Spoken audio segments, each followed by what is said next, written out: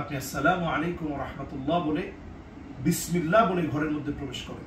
এতে করে এই খোলা জায়গায় এতক্ষণ যে জায়গায় কেউ ছিল না, জিনদের থাকার একটা সমূহ সম্ভাবনা, সেই সময়ে আপনি সালাম দেওয়ার কারণে তারা আপনার কোনো ক্ষতি করতে পারবে না।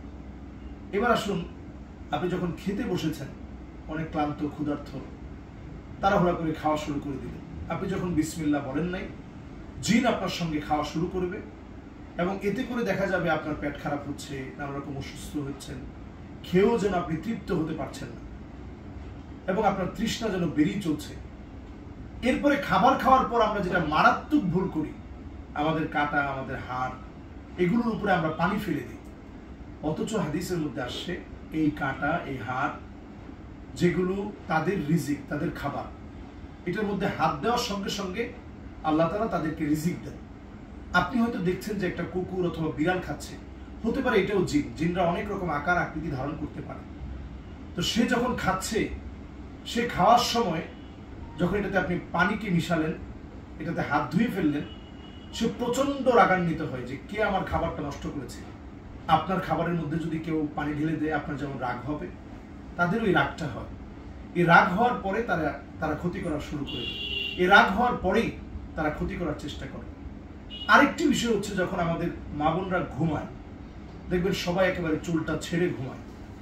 এই চুল ছাড়া অবস্থায় জিনরা অনেক বেশি ক্ষতি করার চেষ্টা করে। আরেকটি জায়গা হচ্ছে, যখন পাকঘরে কেউ প্রবেশ করে অথবা রান্নাঘরে যখন কেউ প্রবেশ করে, তখন বিসমিল্লাহি তাওয়াক্কালতু আলাল্লাহ লা হাওলা ওয়ালা কুওয়াতা ইল্লা বিল্লাহ পড়ে প্রবেশ করা।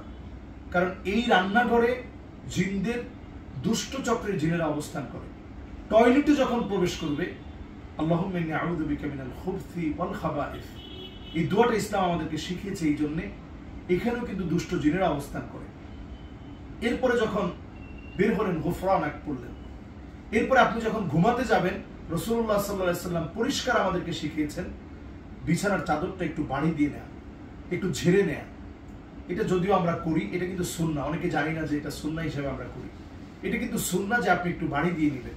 কারণ একটা বিছানা যখন খোলা অবস্থায় থাকে, এখানে জিন সাপের আকৃতি ধারণ করে কখনো কখনো এখানে অবস্থান করতে পারে। এই জন্য আপনি সেখানে বিসমিল্লাহ বলে একটু ঝেড়ে নেবেন। এটা সুন্নাহ।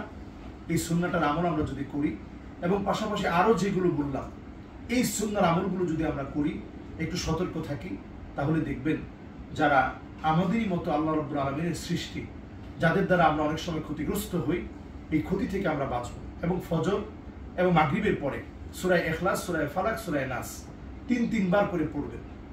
আর যোহর এবং আসর এবং ঈশা, এই নামাজগুলোর পরে একবার করে পড়া। এবং ঘুমাতে গেলে আয়াতুল কুরসি একবার, সূরা ইখলাস, সূরা ফালাক, সূরা নাস একবার করে পড়ে তারপরে যদি আমরা ঘুমাতে যাই, তাহলে এই জাতীয় যে ক্ষতির সম্ভাবনা রয়েছে, এগুলো থেকে আল্লাহ তাআলা আমাদেরকে হেফাজত করবে।